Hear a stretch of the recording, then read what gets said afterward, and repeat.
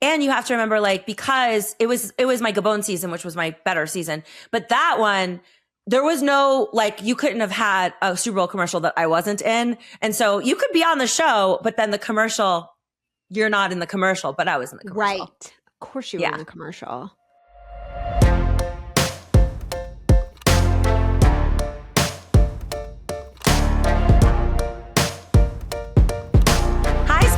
Welcome to another episode of Where's My Spinoff. I am your host, Corinne, and this is Brittany Haynes. Hi, I'm Brittany Haynes. We always nail the first part. We really do. I don't know why I'm so uncomfortable by it's not anything weird, but it seems weird. Like, do we need to rehearse it? Do we need to have a choreographed segment? Like, I don't know what to do to get started ever. I just always just defer to you.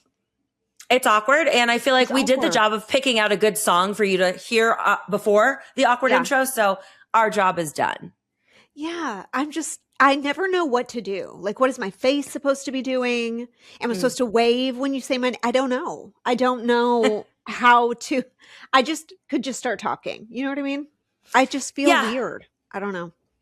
Well, blame me. Blame it on me. Corinne, I am in a depressive state for many reasons. Many reasons that you would find interesting. But top of mind, you realize what we did last week. I know what you're going to say. This is so bad. It's so bad. And my day was ruined, if not multiple days of true grief. Feeling true grief after we were just joking about your trivia night name. That's not all. Okay, so if you didn't listen to last week's, my trivia team picks a dead celebrity every week to name the team after. And I was bitching because it was Thursday and no one had died. So we were going to get stuck using Bob Weir from the Grateful Dead from like a couple weeks ago. Mm-hmm. And we also, if you remember, reference when my boyfriend bought me the bow and you were like referencing Schitt's Creek, right? Yep. So we wake up to the worst news ever. The worst news ever. It was so terrible. And I, by the way, care about celebrity deaths almost never. Like almost never. I feel no attachment to these random obscure figures. No, this one hit me deep. It was the Schitt's Creek that really got me, that really sucked me in and made me feel a personal investment in this gorgeous woman, this talented person who I've never met and has no idea that I even exist. Life. Okay. I felt a real connection to my Moira Rose and I was devastated. And by the way, universe, I threw out the dead hairstylist guy. I don't know why that wasn't enough. Like if we're doing premonitions, I showed up with that dead hairstylist and I gave it back to the universe. I don't understand where we so egregiously slapped across the face with the worst celebrity death ever as far as I'm concerned, ever. She would have no doubt continued to make really good movies, TV shows. Like I would watch her read the phone book. She is wonderful. If you don't know who we're talking about, it's Catherine O'Hara, and she has raised me. I love that woman. I love her so much. And it's so sad. And I have been quietly manifesting a Schitt's Creek reboot for many, many years. I'm like, this is the perfect show to bring back. We bring it back as all the characters are, like into the next phase of their lives. Cause we saw them kind of end on the cusp of like, leaving the town, transitioning their lives.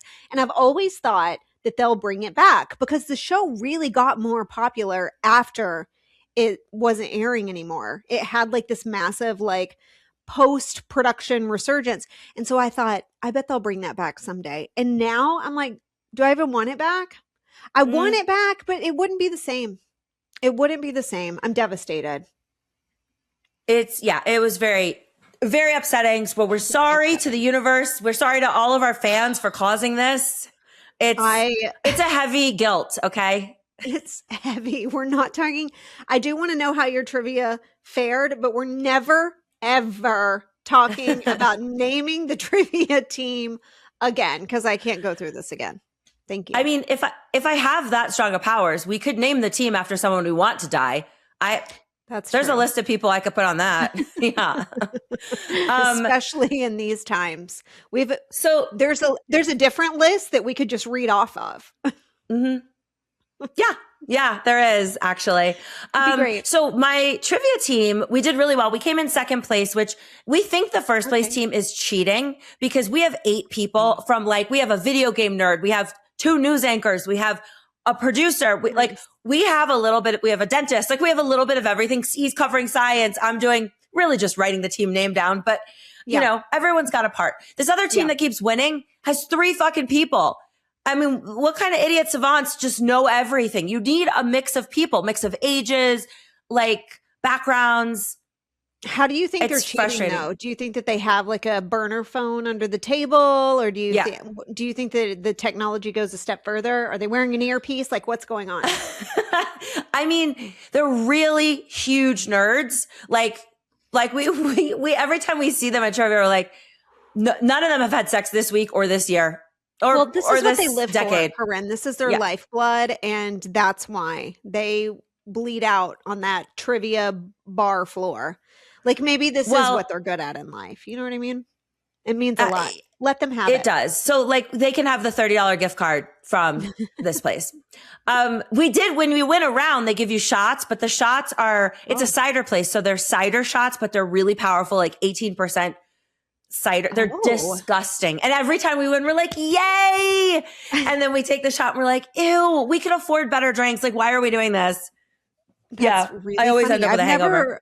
I've never known of cider to be so potent. Cider's always been beer level that I knew of. So this place has usually about 20 ciders on tap. And one of the ciders, many of them, they do in wine barrels or whiskey barrels. And so some of them actually taste a little bit like wine.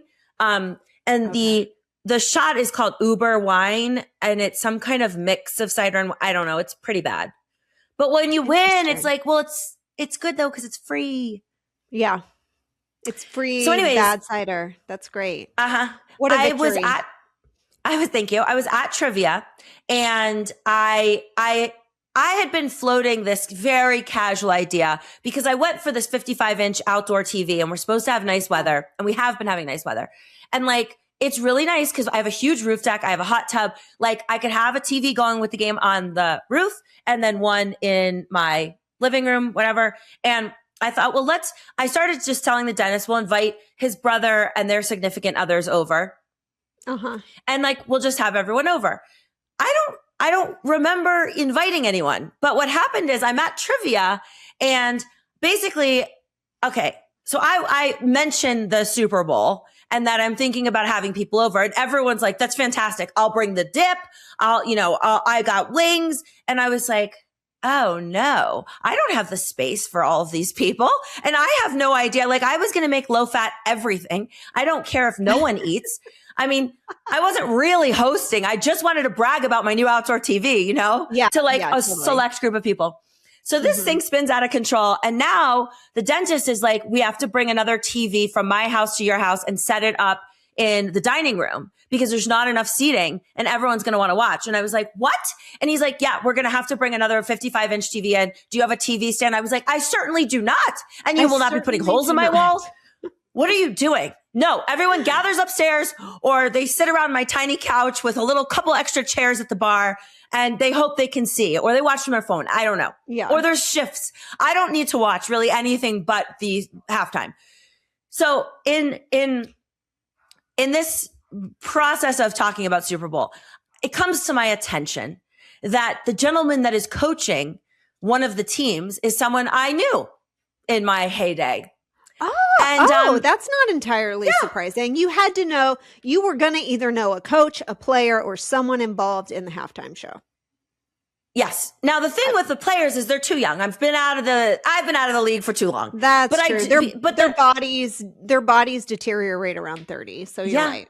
Yeah. NFL, it's called not for long. And so all the people I know are either coaching or running a charity or teaching their kids' flag football team. Yes. So I watched some of whatever game. The Broncos lost to this other team, the Patriots. And I'm watching the game and I see a guy on the sidelines and I go, oh, that's Mike Vrabel. I know him. And I was like, oh my God, he's the coach. Good job, Mike. Like, I haven't talked to him in years, but like, I definitely knew him. So I was like, oh, I know. I'm going to find a picture of Mike and I and then throw it up and everyone's going to be like, wow, remember Corinne? She used to know people. Yes. And so in order to do this, because I have not seen Mike in so many years, I remembered we went to the Kentucky Derby. Like I went one year because Nick Lachey was singing. So I went with Nick and Vanessa. We all stayed. They put you up in this adorable, like, it's basically like dorms, but it's like little apartments. So the entire Patriots team, they go to the Kentucky Derby every year, or they used to. And Mike was on the Patriots. And so I have pictures of me with almost everybody that was on the team. But like Mike and I hung out and like, he was so fun. So I go into my phone because I can't find anything. We're talking, this is when I had an ELF camera, right? And then you would like upload it to your computer. And I don't think the cloud existed. No, but I thought it definitely didn't. If I know myself, I put this shit on Facebook at some point in time, but I can't find it on Facebook. So I think, you know what? This is not that high level. It was on the internet at some point, I assume. And so I decide I'm going to Google myself and Mike Vrabel to see what comes up. And this is what comes up. So I Google Corinne Kaplan, Mike Vrabel, Kentucky Derby, thinking that'll pull the picture up from Facebook, which I think it would have been on. So this is what comes up when you Google that. Corinne Kaplan's connection to the Kentucky Derby appears to be through horse racing. Okay. Okay. Corinne Kaplan, a 61-year-old trainer, has 2 horses, Storm in May and I'm a Wild and Crazy Guy, preparing for the Derby in 2016. Storm finished second in the Arkansas Derby behind Curlin, while I'm a Wild Crazy Guy was the last horse to draw in the full 20-horse field. There are no recent updates to Corinne Kaplan's activities related to the Derby since 2016. It goes on. It's worth noting. It's kind of worth noting that there's another public figure with a similar name. No, it's not similar. It's the same name. Corinne Kaplan, who's a reality TV personality known for her appearance on The Amazing Race and Survivor. However, there's no connection found between this Corinne Kaplan and the Kentucky Derby. Well, fuck you. Yes, there is. I was there with a ton of celebrities. I have pics with Michael Strahan, who I ended up dating after the Kentucky Derby. Like, I am part of the Derby, and the internet is incorrect. And the other Corinne Kaplan stole your thunder. Wait, is the other Corinne Kaplan real? Yeah, she's a 61-year-old trainer. Oh, she really is. The other day, I Googled something. I cannot remember what it was right now. And it read me a very incorrect answer. And it's going to frustrate me now that I don't remember exactly who it was. But it said that someone was married to someone else and the 2 people were not married. And then it also like estimated their net worth and was completely inaccurate. And I knew that it was inaccurate, but I just was like, whatever. I found what I was Googling for. But point being, it was not correct. It was like the AI generated response up at the top, full of inaccuracies. So now I'm wondering if there even is a 61-year-old horse training Corinne Kaplan. I mean, this is going to sound crazy, but Kaplan is an extremely Jewish name. And we're not known to be like good with animals. Like, it's not like Jews aren't known to be horse trainers. Like the idea that there is one out there, even one Jewish horse trainer, was very shocking to me. Nonetheless, one that's got the same name as me. Well, see, now you have me. Now I'm going to look and see. And I'm going to find out. Go for it. Because, I mean, is she even real? Or is this the internet once again being inaccurate? Do you know what I'm talking about? Like the AI, there's always now when you Google something, and sometimes it's really helpful. Like it can be really good. But other times, I'm telling you it's wrong. Well, that's what I read to you was the AI summary. A trainer has been suspended after a horse tested positive for meth in New Mexico. Please let this be that Corinne Kaplan. I swear to God, she's sullying my good name. My very good name. What does happen when you give a horse meth? Okay, that just had a commenter with the name Corinne. Okay, Wallaroo. Oh, no, that's you. Okay, I'm a Wallaroo ambassador. Okay, I'm you terrible at it. are this. Okay, see, I don't even see a Corinne Kaplan. I don't even think that's real. I think that they just like, start plugging stuff in where it doesn't belong, because I cannot find this horse training Corinne Kaplan anywhere. I can't. I don't think she exists. I don't know, but she better not be hot. I better not be competing with Corinne hot horse trainer. 61-year-old horse trainer. Yeah, that would be rough. Speaking of the Super Bowl, though, were you ever on Survivor when they had the commercials during the Super Bowl? Yes. Yes. I was in Super Bowl commercials. Oh my God. I think that is like the coolest niche thing to say. Like I would watch the Super Bowl and see the Survivor commercials come on and be like, that is so cool. I mean, everyone is watching that. Everyone. Now, I can't tell you anyone who was on them, but I remember the rush, the feeling at the time of like, that is amazing. That is very cool. And you have to remember, like, because it was my Gabon season, which was my better season. But that one, there was no, like, you couldn't have had a Super Bowl commercial that I wasn't in. And so you could be on the show, but then the commercial, you're not in the commercial, but I was in the commercial. Right. Of course you were in the commercial. It was that's pretty amazing. I have like really no Super Bowl plans this year because I'm going out of town this weekend. I will be home for Sunday, but I will probably just make my number one most favorite thing that I only eat once a year. It's on the Super Bowl and it's buffalo chicken dip, and I freaking that's what I make. Wait, but I make. Well, I don't make it. So sorry, I don't make it. My old podcast partner Al's girlfriend Sar makes it, but I've been making dentists make it regularly, but make it super low fat. So it's all white meat shredded chicken. It's 1/3 low fat cream cheese. It's reduced fat shredded cheddar cheese. It's the yogurt ranch dressing instead of real ranch dressing. Onions, and then the buffalo, Frank's Red Hot doesn't have any calories. So I make it as low calorie as possible, and I get physically sick every time he makes it. Like, I have never made it the super low calorie version. I will accept the yogurt ranch dressing, and I will I definitely accept the chicken breasts, but I think I need my regular cheddar cheese. I don't think I can stoop that low. I don't think it's worth it quite to that sacrifice level. I'll do half substitutions. I've been upset by the fact that, like, why does the cream cheese either come full fat, fat-free, or 1/3 less fat? Can't we get a 50% less fat? Where's that, Philadelphia? Yeah, where are you? What are we even doing here? I don't know, but I find, and this was one of the things that I was going to mention as part of my depressive state at the moment. I just can't eat anymore, Corinne. It's so sad. It's the worst thing.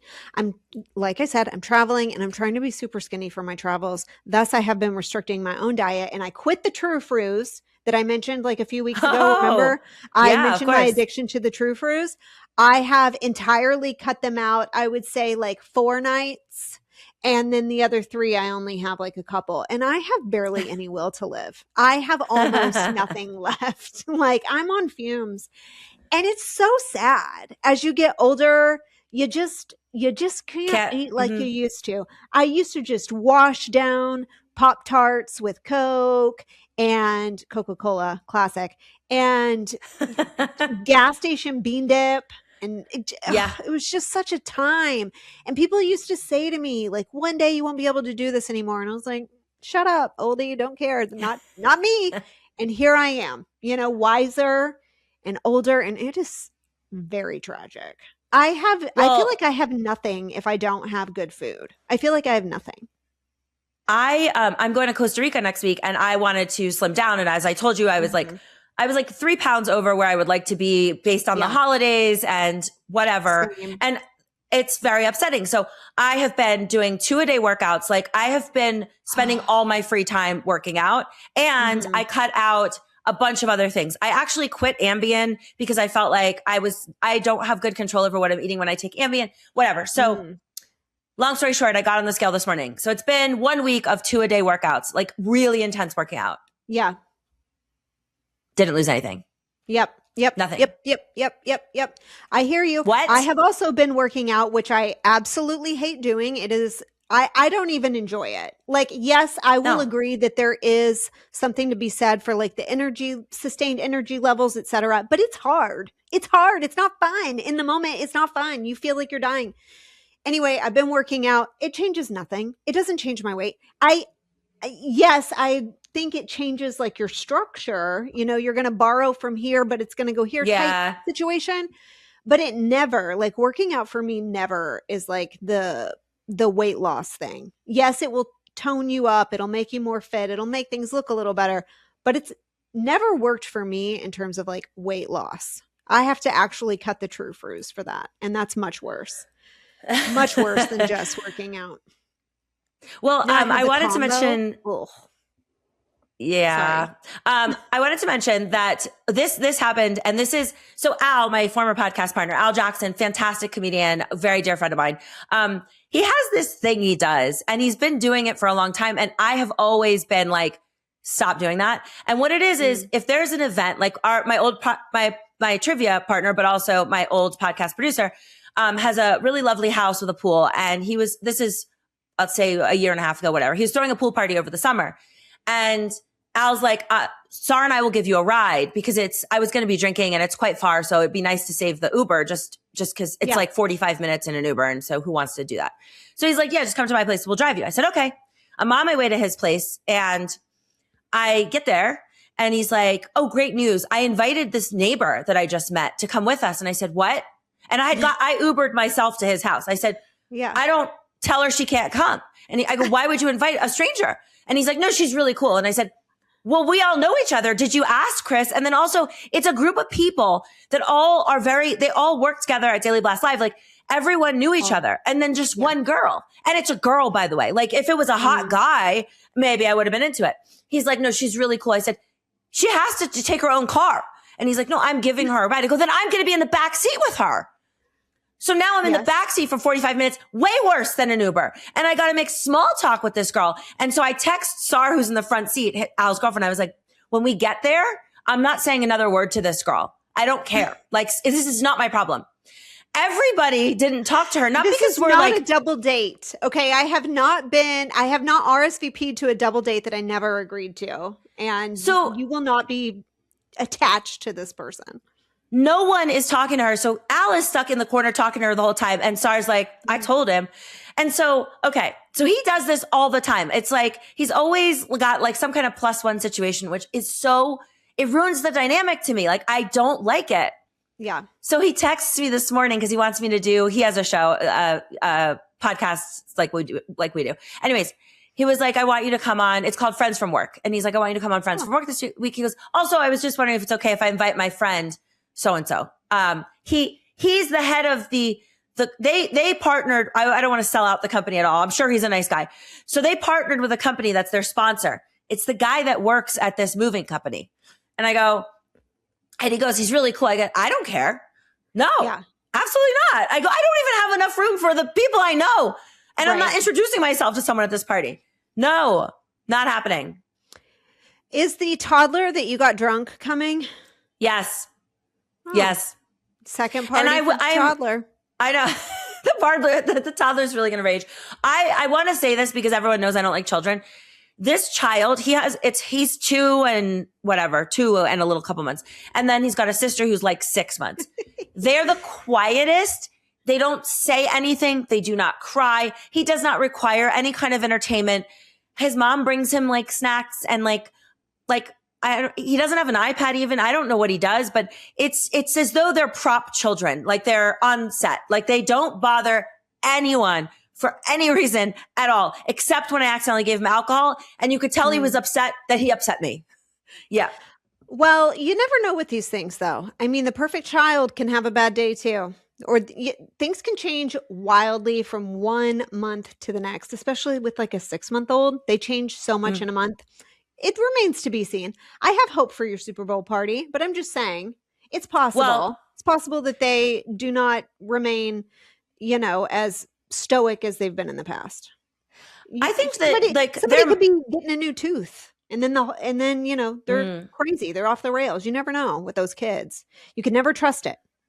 Okay. Well, that's good to know. I do have one friend, my neighbor Jay, who refuses to come because there will be children here. I was like, they are props. I swear to God. It's like one of them's like a ventriloquist dummy. Like you would say that do anything. And then they're going to come down with the stomach bug halfway through in the hot tub. Like in the hot tub with other multiple adults also indulging in the hot tub. And that's when it'll spew out. Like after you've given this person the 100% certainty that these are prop kids, that's when they will throw out like a rando norovirus. It just because you said that. This is going to be just like last week's recording. And I'll be here to find out. Well, I mean, I have hope no not, choice. maybe. They have to be invited. So I had gotten, there's a casting person that's not anyone I know that I've never had anything to do with that sends me, I'm on some email server. I refuse to unsubscribe because the castings are so whack that I'm like, just say what show this is so I can watch it. And I got one that I thought I would share with you guys today. Go ahead. Okay. Please do. No, I get requests from someone we both know who works in casting. And that's basically all. I'm not on the list. Oh, yeah. Mm-hmm. So I am on, it's Kara Casting. Shout out. I don't know who you are or how you got my information. Okay. But I am obsessed with every time she sends me something, they're so specific. Unfortunately, this is the only one I screenshot because it really stood out. But there's 10 others I could give you. And she does it all the time. So the casting, here's where you got my attention. And I know I'm going to grab a couple of other ears with this. Casting, single, very attractive men with a unique lifestyle. Okay. New dating show for a major vertical platform is looking for the following types of guys, ages 28 to 40. They are hot and looking for love. On the show, these men would be introduced to 12 beautiful women hoping to steal his heart. Now, this is not a very original so far casting. No. We're just talking about The Bachelor here. Yeah, but here's on the specificity. It gets good. Okay. Looking for a guy who has more than 2 children, 4 to 5 would be ideal. Okay, I'm going to stop right there. I don't care how hot you are. If you have 5 fucking children, your hotness is non-existent. That's a lot. It's a lot. And by the way, if you're 28 and you have 5 children, you were raised in a cult. Okay. You have other problems. Probably. These are the other qualifications, Britt. Works at night. Now tell me, where are these children during the day?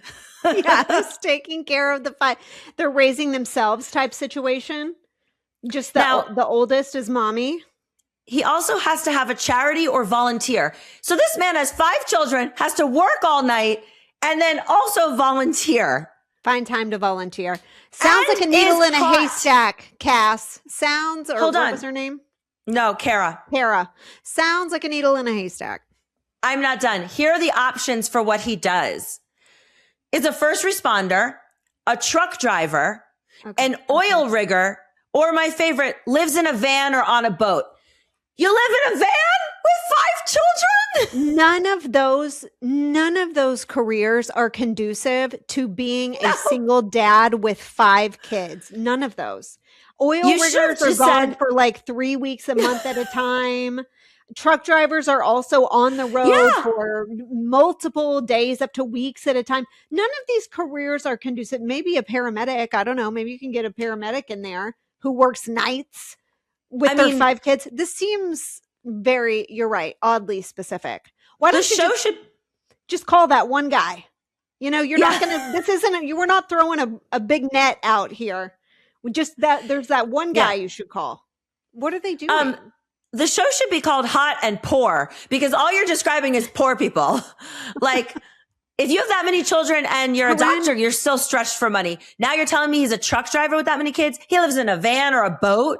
What? For you to expect this man to be hot is an absolute joke. You realize that now you've just taken it to level impossible. That's not even possible. I don't even think that it's in the realm of feasibility anymore. If we want all these specifics nailed in, we're going to have to let anything physical completely go because there's just no way.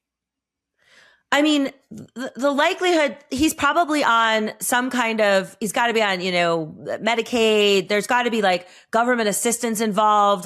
This is the least sexy. I want to watch this show so badly. Please show me, tell me the 12 girls. What could this be though? I don't know, but I hope the 12 girls don't know any of this. And they're so excited. And then they slowly unravel that he's a loser. Oh my God. Do you remember when they used to have that show called, Joe Millionaire? Up between the two. But wasn't Joe Millionaire really a millionaire? No, Evan Marriott. I remember he was hot. Okay, because there was a show where they pretended he was a millionaire and then he was a real dude. Is that the one you're talking about? Yeah. But he was a farmer. Yeah. Okay, perfect. Yes, maybe that is what they're setting up. Maybe they're going to reboot it. I would watch this. I would too. If they know that he has 5 kids, The only other applicants for this are going to be women in the exact same situation. Like, yes. I find in general, you're not going to find like a single woman with no children who's interested in a dude with 5 kids. They want to blend families. We want a Brady Bunch type situation. They like the likeness. So it'll be a woman who also works days with 5 kids. And what was the other? Wants to live on a school bus. Yes, exactly. Like they'll find only those applicants for this pool. But yeah, I'd be interested in watching that show. I started watching that show, Suddenly Amish. Did I already tell you about this? No, I've seen ads for it. It looks interesting. Okay, so listen, it's not as good as I thought it was going to be because these people are predictably not that interested in actually becoming Amish, and they seem much more interested in just getting into silly shenanigans that, I'm so shocked that the Amish won't let me bring my vibrator, like type scenarios that are playing out. Yeah. But there is one girl on there who I was like, we could have made a whole entire show just about her, who has just been cosplaying as an Amish person in her real non-Amish life for like 20 years.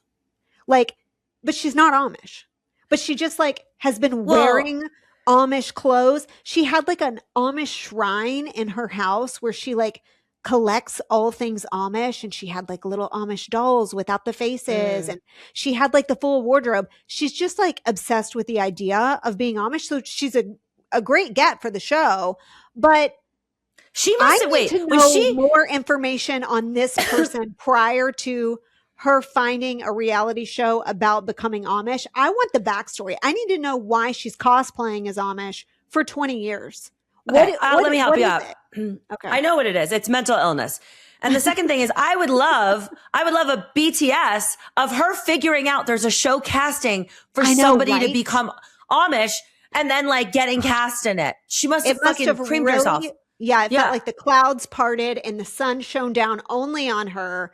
Just a wash in a ray of sunlight as she saw now casting people interested in becoming Amish. And she was wearing her Amish garb. Yeah. And she had on her little head bonnet thing with like the bonnet with the like, it looks like boobs. It looks like a bra that has like the pads in it. Yeah. Okay.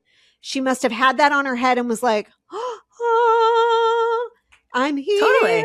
And actually, she's like one of the oldest people on the show, which they definitely just cast her because she's been cosplaying as Amish, because allegedly the reason that they're doing the experiment is because they need to propagate the species. The Amish are dying out. There's not enough young people anymore. They're leaving to favor technology and cell phones and Hinge and Bumble and all the things.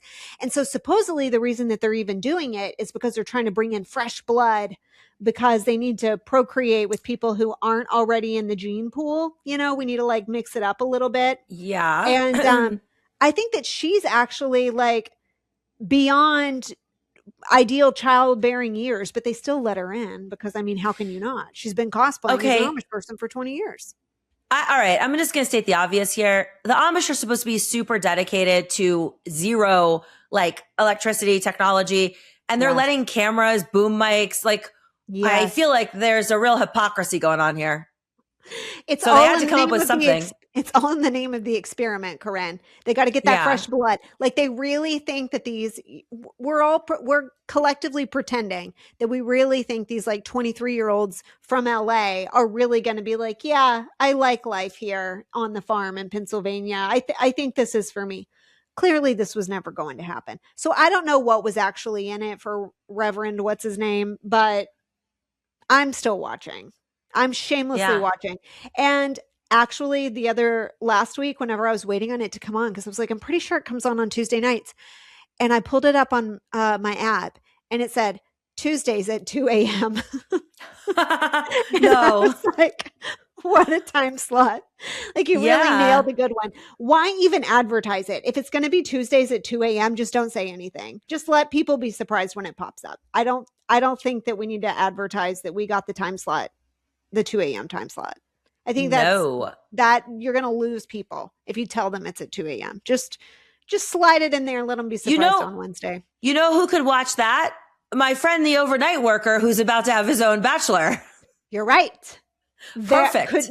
could be very in on Suddenly Amish happening over. I was excited for this show actually because I was like, okay, I can get down with a little bit of a lifestyle shock situation, but it's feeling a little performative. I mean, the obvious was already there, but I really hoped that we would maybe find some people who were interested in it because they believe the religious principles that apply that are very important. We're not even talking about the religious principles. We're just like, oh, look, we don't have electricity. Aren't you hot? But nobody's talking about like the actual foundation of being Amish. It should be like the first step in weeding them out. But we're pretending that doesn't even exist. What they need is a villain like me to come in and ruin the Amish and get them out. Right? Tell them all the fantastic things that the real world has. That they're missing. Yeah. You could be seducing the young Amish away from their lifestyle, and the Reverend's experiment could backfire. That could be a great plug for season 2. That could get it from a 2 a.m. to a midnight time slot. I'm telling you right now. I think it could. I think that it could. I think you're right. Anyway, Suddenly Amish. Maybe don't watch it. It's on TLC. Okay. 2 a.m. Would you like to hear a anonymous thing, or you want to get into emails? Oh, let's see. How are we doing on time? We have 3 good emails. Let's do emails first. Let's do emails. Make sure we get to them all. And then we can see how it goes from there. All right. Okay. Hey, ladies, need some advice. Was wondering if you could provide bra recommendations. As a larger chested spinster myself, I always struggle finding bras. Most options are terrible, and not wearing one is not an option for me. Would love to hear what works for you. Thanks so much and love the pod. Corinne, well, what you got strapped on right now? So you did not come to the right place with me because I really don't wear bras. I wear the bare minimum. I'll actually show you because you could see it's like a Lululemon bullshit, no support, because I got fake titties. So I don't have any concerns. If anything, the more they flop around, I suppose, the more natural they'll end up looking. So I don't really wear bras. I have like very few. I have 2 real bras, like that you would consider bras with like hooks in the back and like wire. And that's just for like emergency purposes. Otherwise, I'm in a sports bra or some variation of whatever you call these things. What are these? I don't know. Yes, I know what you're talking about because I have 2 of those and I am obsessed with mine. Hold on. I'm going to look up the name of them because they come from Nordstrom, and I've always gotten them on the Nordstrom anniversary sale, but I really, really love them. Otherwise, I wear Lululemon sports bras. I am a large chested gal, if I do say so myself, and I can only basically wear Lululemon sports bras in terms of like sports support. And I've tried many, many, many. Lululemons are the best and the most supportive. Now, however, I find them uncomfortable to wear all day, but I'm not wearing like a no, loose, this is like a nice soft. one like you. No, I'm this wearing isn't like this isn't heavy you can't work duty. out in this. Yeah, I'm wearing now. Heavy duty. I would like to take a moment to go into the history of your chest. Now, did you have a long line of people with, because I have everyone in my family is flat. So that's why I had to do something about it. But I feel like usually it's genetic. Like you come from other nice chested women. Yeah, I would say so. And I've had big boobs like my entire life. And I was like always fine with that up until after I had kids. After I had the 3 kids, oh man, it really took a toll. And so I have subsequently had a lift, no implant. I always have to like specify the no implant thing because it actually does make a big difference on the type of lift that you're able to get. And so I do have more freedom and I can be a little bit more choosy now. Before I had a lift, oh my God, I couldn't go literally even in my house comfortably without a bra. Like it was so uncomfortable. Tons of back pain, neck pain, the whole thing. So anyway, I had the lift. It was life-changing. It was worth every moment and very happy with it. And now I can wear like bras kind of like what you're wearing that only like halfway matter, which that's what I like from Nordstrom, by the way. It's True & Co. They're really smooth, like what Corinne is wearing. And then if I am working out, which is why I have this one on, it's Lululemon, whatever like the highest level of support is. Because especially if I'm Pelotoning, like cycling, you need like all the support. So that would be my advice. I mean, my advice is get your tits done, but Yeah. That's really the best solution. It really is life-changing. It made such a difference for me. In fact, I didn't even know that boobs without an implant could like look the way that my post-op boobs did. I didn't even realize that it was possible because you have fake boobs, so you probably already knew that this was possible. I didn't know that your boobs could like float off of your chest like a Barbie. Yeah. Okay. My old boobs, I could have stored like I could have put my liquids under there if I had a flight. Like anything. I could have held my laptop under there. Like I had heard the pencil test and I was like, what's the pencil test? Oh, you're supposed to put a pencil under your boob and if it doesn't fall out, then you have a problem. And I'm like, what? How many pencils though? Yeah. How big of a pencil? How many? Wait, one pencil? Like I didn't even think that was real. I didn't think that was a real thing. And then once I had mine done, I was like, oh my God, I was suffering. I was living a life that I truly, I couldn't see outside of it because I only have my limited perspective. Anyways, yes, I co-sign get your boobs done. But I do want to say like yes, I know, but for us flat chested people, like I would have killed for that problem. Like I think the grass is always greener, but like my college roommate actually in college, she didn't have any kids or anything. We were 19 and her boobs hung like so low, like they looked awful. Like she showed me them like at some point in time and I was like, oh, she's like, yeah, I'm getting them done. She got them done in college, like a lift in college and was fine forevermore. But yeah, I am so jealous of anyone that got to grow up with boobs. That sounds so fun. Especially like in Florida where I feel like now flat chests are cool. No, they'll never be cool. No. My dad asked me randomly, he's like, oh, when are you going to get your implants out? And I go, why would I get them out? And he's like, I think they're kind of like passe now. And I was like, I do think they're I'm not getting them out. Because I think that they got really trendy in the 90s. It was like the Pamela Anderson, like put them on the map and they got really, really trendy. And so I think that they've just kind of like fallen out of style. And now all the like Gen Zers, like they don't want to have huge boobs. It's all about embracing the natural breast these days. Not for me, it's not. I have a huge ass and I need the balance out. I look like a duck otherwise. And like, I'm sorry, but I'm not trying to impress other women. I'm trying to impress men and men will always like boobs. Yeah. Always. I think you might be onto something there. That whole girl pretty versus guy pretty thing. Yeah. You make a good point. Okay. On to the next email. Let's see. This one I am leaving anonymous. We will just call this person L. Shelley. We'll call her Shelley. Okay. Okay. Huge fan from BB Survivor podcast, yada, yada, yada. I grew up very Catholic, like good girl, purity culture, rules, etc. I got married at 28 and my husband and I walked down the aisle as virgins. Natural family planning, whole thing, gold star for Jesus. Fast forward, turns out you can follow every single rule and still end up married to a narcissistic asshole. So eventually I was like, I'm pretty sure God is not asking me to stay in a miserable marriage forever. I left 3 years ago. Anyway, now I have a 15-year-old daughter and I've always said that she could start dating at 16. Here's the thing. I hope she doesn't have sex in high school because being a teenager is already hard enough. But I also really hope that she does not do the whole save yourself for marriage thing. I want her to eventually have a healthy, safe, sexually satisfying life instead of a shame spiral and life of emotional baggage like me. The problem is I have no idea what normal moms say. Do I just tell her to let me know if she thinks she's going to have sex? Do I offer birth control? Do I pretend I'm chill? Do I cry? Do I pass away? My parents literally said nothing. My mom's entire sex talk was dropping an armful of library books on my bed and fleeing the scene. What is an emotionally healthy, non-traumatizing, realistic way to handle this? Help. Shelley. I mean, you're the person to ask. You've got daughters. What are you planning on doing?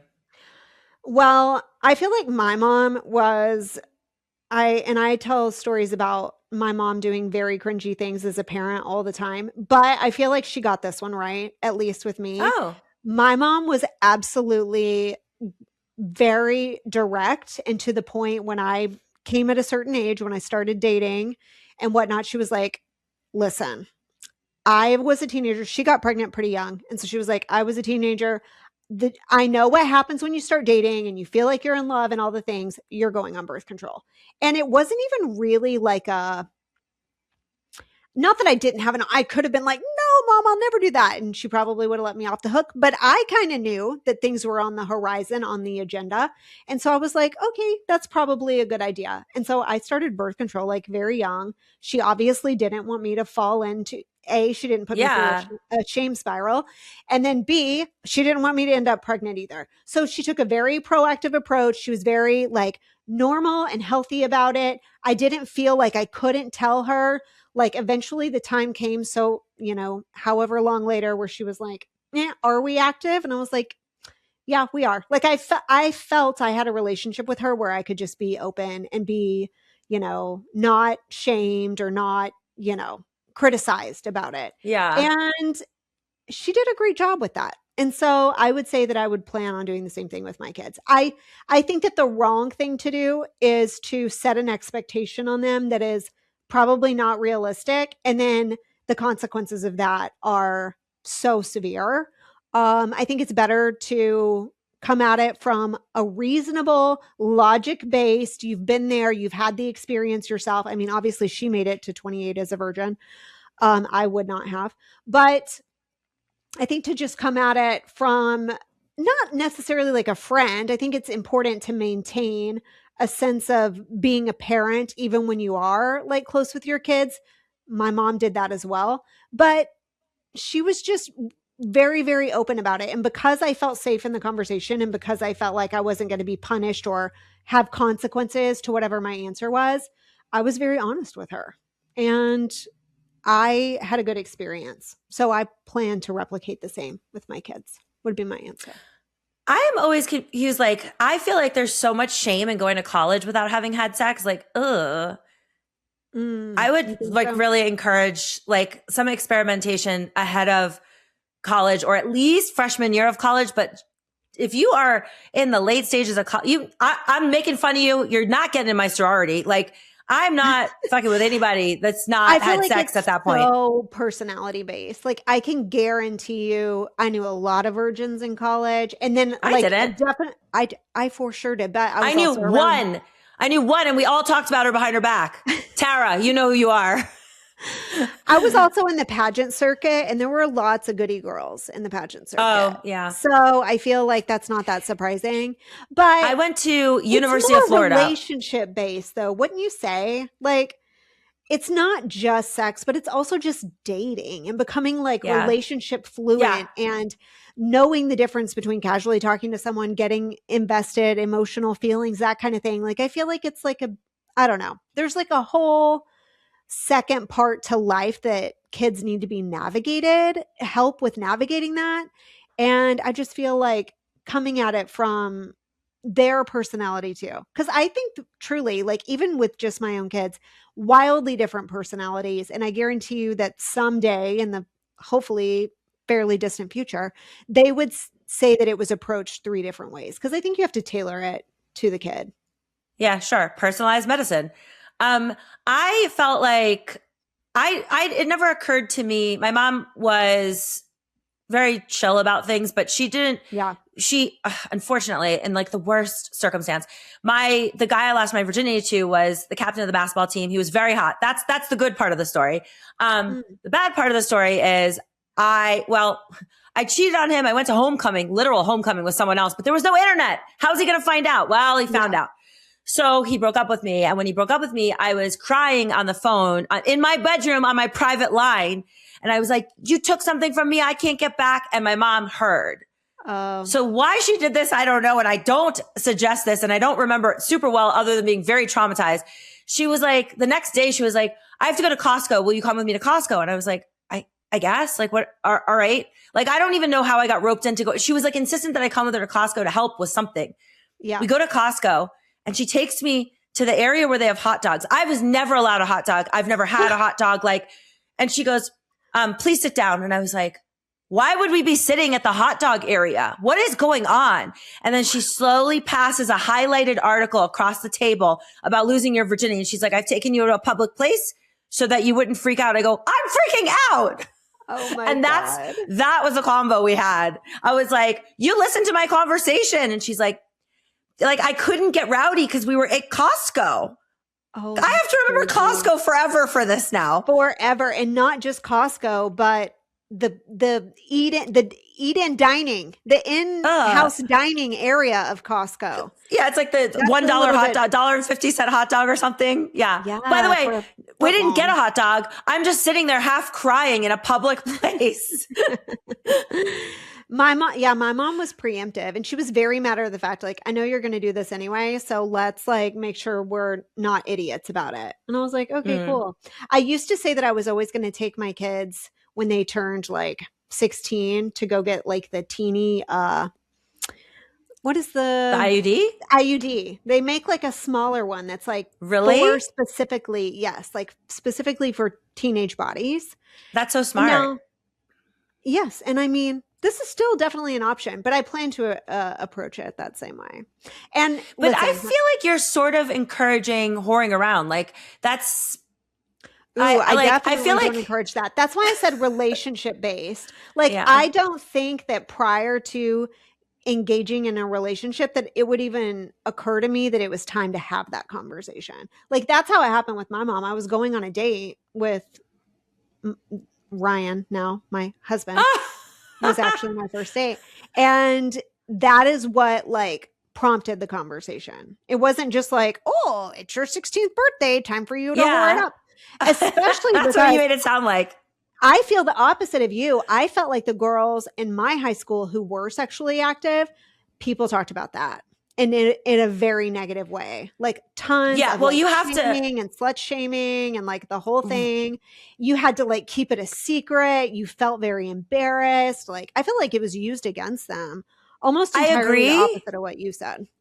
I agree that like it should be relationship based. Like you want to be like the hot couple. Like you want to be like prom king and queen, and you want to like that's cool. But like if you're just the blowjob queen, like that's not a good look. It's not good. It's a fine line. This is a good reason to not have children. This sounds like a terrible conversation.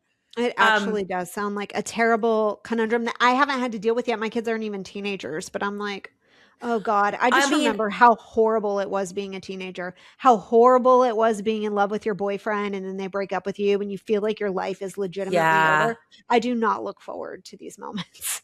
No. The worst. But back in my day, which I'm older than you, and anyone that's in, their late 20s like me might notice this. When we were kids, it was during the AIDS epidemic. And I just thought the second you have sex, AIDS is coming for you. I mean, they had us getting HIV tested in high school as like part of like the curriculum. Like everyone had to get an HIV test. And then there was always rumors that couple people, had it. AIDS took another couple people. It was ridiculous. But because of that, there was no way any of us weren't going to use a condom. So the birth control conversation wouldn't come into play till I was in college and I had like a boyfriend and like, but no, it was all condoms. Condoms were very popular. We didn't have AIDS. We had teenage pregnancies. I remember one of the years that I was in school, there was a pregnancy in every single grade of my school from 7th through 12th. There was a pregnant girl in each grade, each one of the grades that year. And so like this would happen that like girls at school would get pregnant and have babies when I was in high school and in junior high. One of the girls was in the 7th grade. The 7th grade, Corinne. So I mean, that for us was the like, you gotta use birth control. That was like the walking advertisement that we had. I mean, you went to school with pregnant people. That's crazy. I knew there was one pregnant girl in my high school. She was a year younger than me, but she was beautiful and really ruined her looks. I'll tell you that. I mean, guess what? She was a cheerleader. Her baby now is probably on Tinder. Bumble. Yes. Out there in the dating pool. You could have dated him. I know. It's possible. Oh man, we're really okay. Last email. I'm loving these emails. Today. Also, we should say if you want to write in, it's at where'smyspinoff@gmail.com. And these are really good emails. I mean, they've set the bar high, guys. I think you're gonna like this one. Okay. This is our prison chaplain friend again. who I guess didn't get mad at us whenever you exposed his I know identity. after we released the episode, I was like, shit, we should have blocked his name out. But his name is very common. Could be any chaplain with that name. It could be any chaplain. Okay. So not long ago, I went on a first date with someone that I matched with on Hinge. Conversation was fine. We met up halfway between where we both live at a small pizza spot. Conversation was interesting as we were flowing between everything from sports to our families to where we lived, yada, yada. Of course, in conversation, what came up was my job. I work as a prison chaplain. Because I work for the state, my salary is easily found via Google. What made this first date I didn't know that. weird? Yeah. Well, I mean, I knew that about certain occupations, like teachers, principals, that kind of information you can find available. Hold on. Do you mean I can just say, what does a chaplain make? Or do you mean I can put his name in and learn exactly what he makes? Because that's what I thought you meant. I think it's specific to the state. I believe it's like statewide. So you can. Okay. And then like it can actually differ, but that is I don't know. Actually, Travis, clear this up. Is it specific to your name? Okay. What made this first date weird was when she brought that up, and in a way that was very much, insert dollar amount. That's an okay salary, I guess. The date promptly ended after that. She brought it up. She proactively said, I Googled your salary and it's okay. Because I work for the state, my salary is found via Google. What made this first date weird is when she brought it up. So yes, she must have Googled his salary and brought it up on the first date. Do you think that that's weird? Of course. First of all, you can Google someone's salary. First of all, okay. If I Googled your employment, which I have done many, many, many times, because I have found that I have no barometer. Like engineers make nothing. Like I've learned this the hard way. So I do Google, I will take what I find on LinkedIn to be your actual job, like performance analyst at a bank, whatever it is. I will put that in and I will look at what I can find so that I have an idea of what's going on. Now, I then go on the date and I don't ever mention it, and I wouldn't be on the date if I wasn't satisfied with what you made. I certainly wouldn't be on the date going like, hey, you plan on getting a second job, or are we going to live on 45,000? That's crazy. Okay. So the Bureau of Prisons puts out an average of what an individual makes on average. So I don't know if it was specified down to specifically his, but I would now like to present a beautiful foot and mouth moment. I want everyone to get ready. I need a drum roll, please. Corinne, I just want you to know my husband's an engineer. Shit. How do you feel? What was it? What did you say they make? Hold on. Was it nothing? I got to send a text real quick. Did you say they make nothing? Okay. I was shocked at how little they make. Okay. You shocked at how little they make. That's what it was. Okay. I just got to make sure I get the verbiage right. I got to make sure I got the verbiage right here.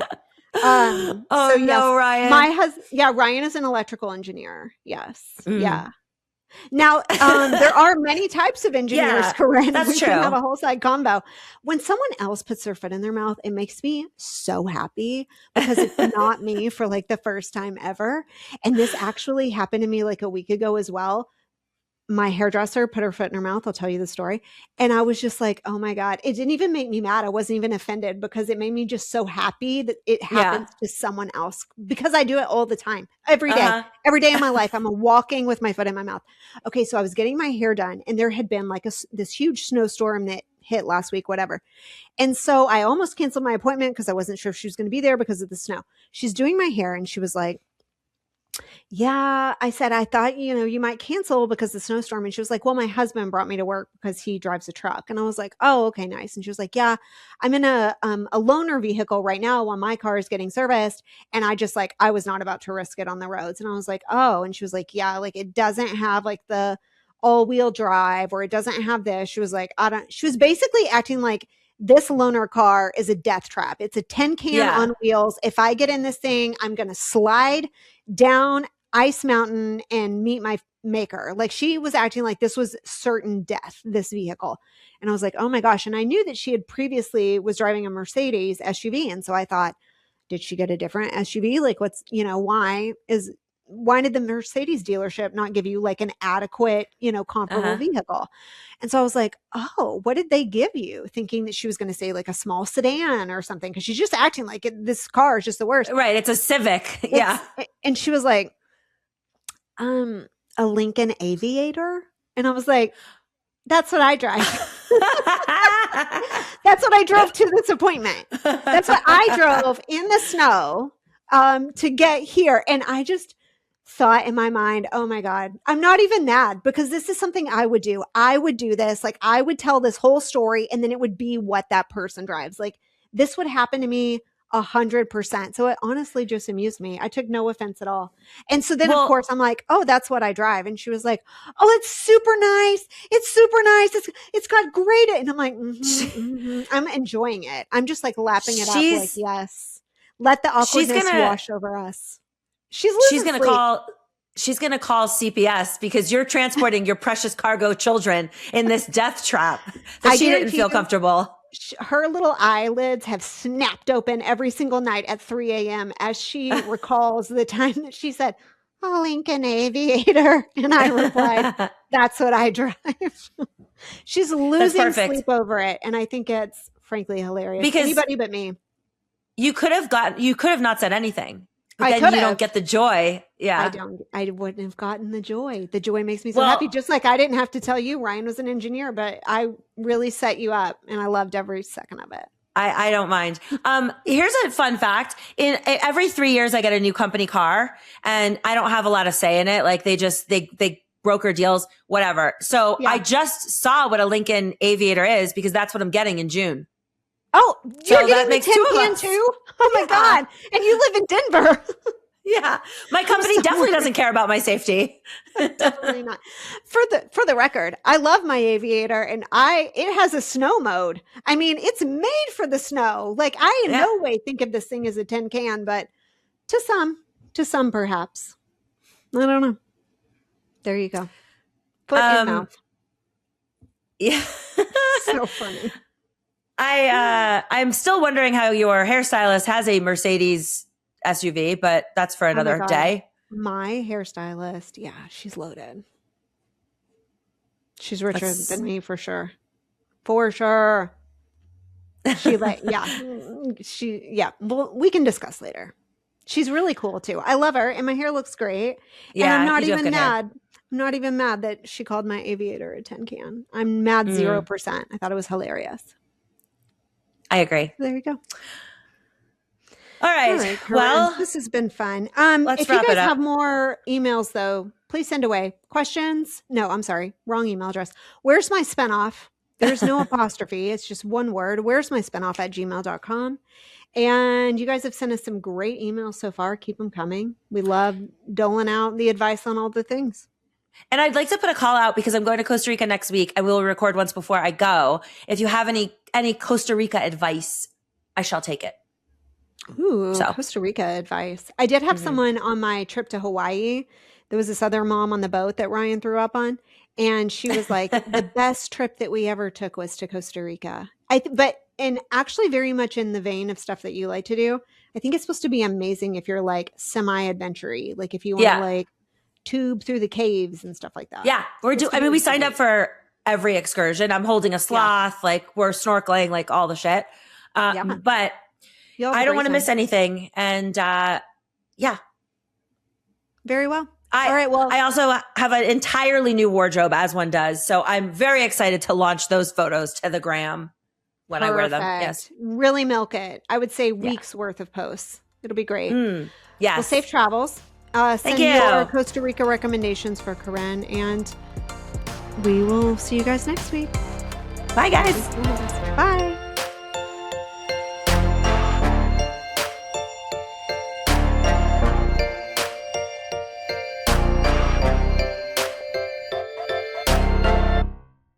A Huda Media Production.